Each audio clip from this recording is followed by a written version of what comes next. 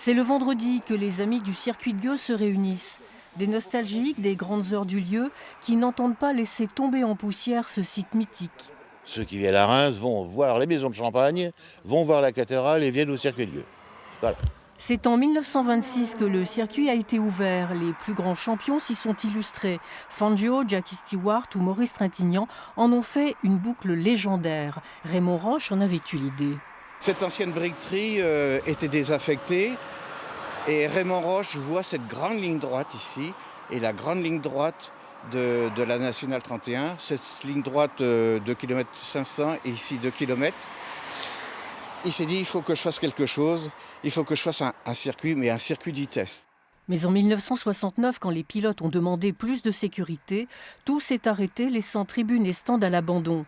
Aujourd'hui, classés au patrimoine, ces bâtiments sont remis en état par l'association des Amis du circuit de Gueux. Pour financer les travaux, une souscription a été ouverte par la mairie de Gueux, la Fondation du patrimoine et les Amis du circuit. L'association espère beaucoup du loto du patrimoine. Le pavillon du chronométrage, le pavillon Lambert, est le seul site sportif et le seul de la Marne à figurer sur la liste pour ce loto. On a énormément besoin de soutien financier. Des travaux comme ça, vous devez vous en douter, ce n'est pas quelque chose d'anodin en somme d'argent. Donc ce qu'on a besoin, c'est vraiment que la mission Berne, en dehors du loto qui pourrait nous ramener un peu d'argent, c'est surtout de nous rapporter des mécènes.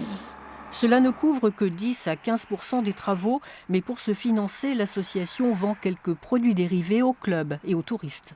Le circuit de Gueux-Reims ou Reims-Gueux comme on veut, c'est connu partout dans le monde.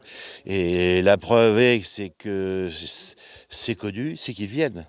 Même si les bâtiments sont en ruine, ils ont appris quelque part qu'il y avait de la rénovation et ils viennent voir, ils viennent se ressourcer, ils viennent se rappeler leur jeunesse.